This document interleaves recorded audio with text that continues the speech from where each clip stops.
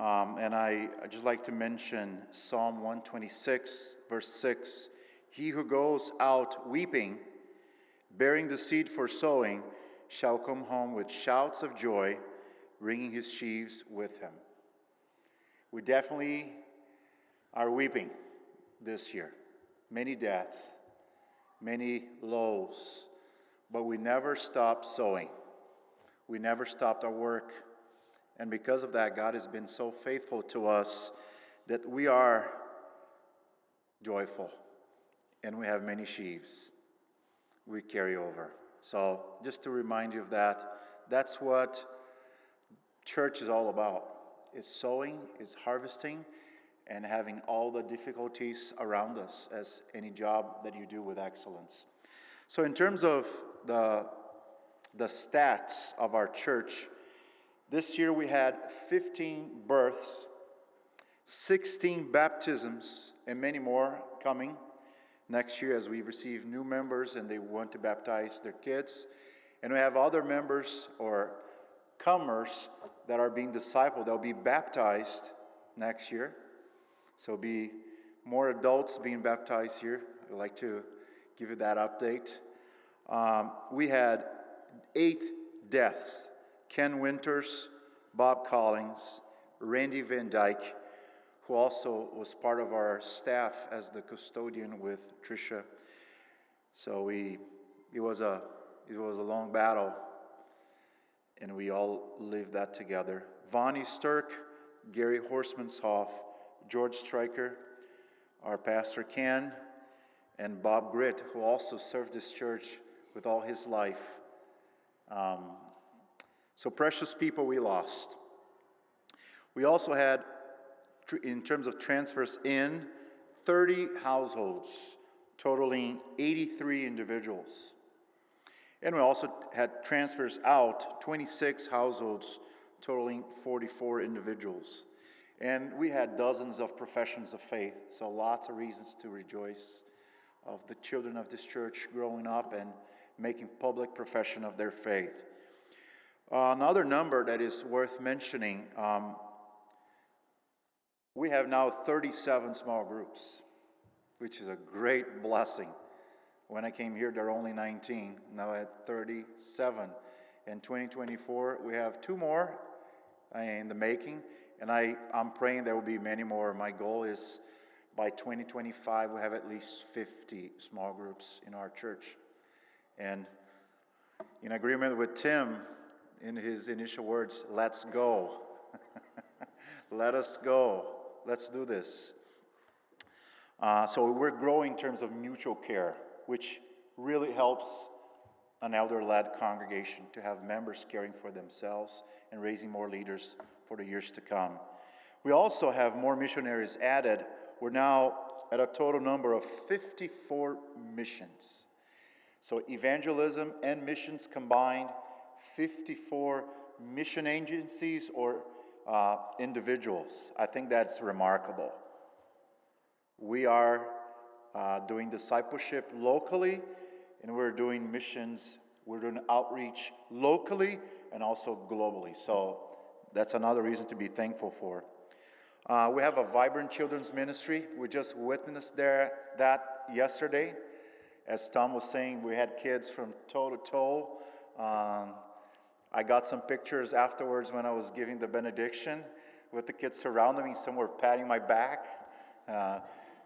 The pictures look amazing. We have a vibrant children's ministry, and I'm pretty sure the addition of a person that will coordinate that ministry alongside working the office will greatly benefit our church. And if we have a great children's ministry in Sunday school, it will be even better. We also have a vibrant worship. Worship here in this church is just amazing. Heart uplifting. Everything's so intertwined. The sermon, the songs. We've been adding new members to our staff in terms of players, musicians, and singers. I think you've been noticing that. Thanks, Jordan, for your amazing work on that. We never take it for granted. We also had a loss of Pastor Ken, so we're now trying to work out who is going to replace him. We have a great plan ahead of us, and I think you're going to be aware of that very soon. But right now, keep praying for that. It's a big responsibility. Of course, our senior pastor resigned. We were not anticipating this. It was a big shock for the elders, big shock for the deacons, for our staff. But now it's time to really focus on God, our Savior and Lord, and let's go and keep going and being hopeful that God, the same God that provided for us when we lost Pastor Tom, He will provide. And I can only expect greater things for First Byron. Being honest with you, God will provide in ways that we can not even imagine. God will provide. I'm 100% sure. And because of Pastor David's resignation, we now have a need for more staff, a need for more pastors. And I'm also excited with that. I'd like to be part of every search committee, and these guys need to be aligned with our staff, aligned with our vision. I'm so excited to be part of this, and I have some names in my mind and guys that are probably a good fit for our church, but we've got to do this together, and we'll pray. We'll ask God for direction. Yeah, so we have new hires ahead of us. Another important statistics in terms of one-to-one, in other words, individuals discipling one another, we just crossed over 60 individuals doing one-on-one, and 95% are men.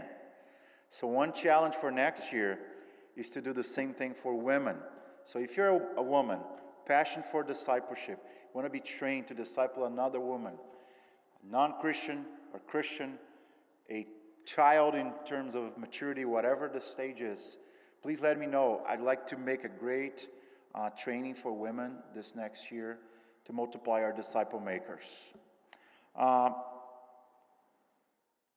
In terms of TNT, we're having record numbers in terms of attendance for our classes, which is also a great thing. We updated our elder covenant, and in September, when we invited the congregation to listen and to participate in the process, we had a record number of attendance.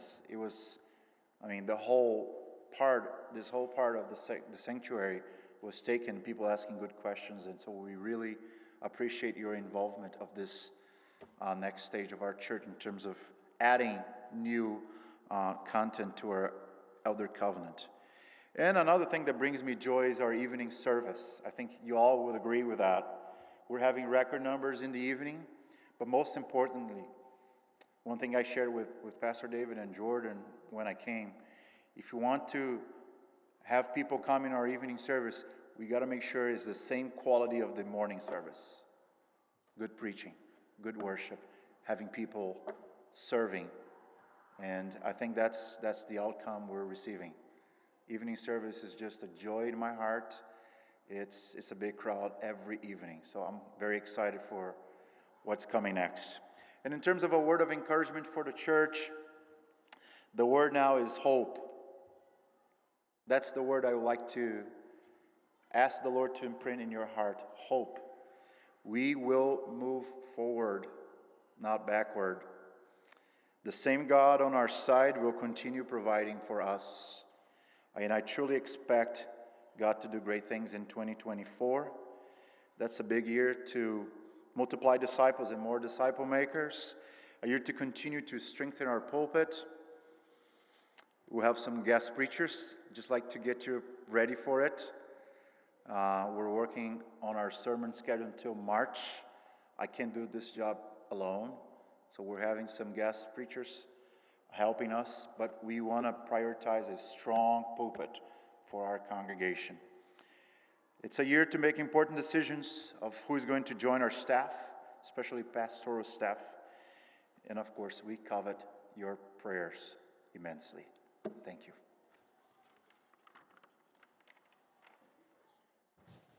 Thank you.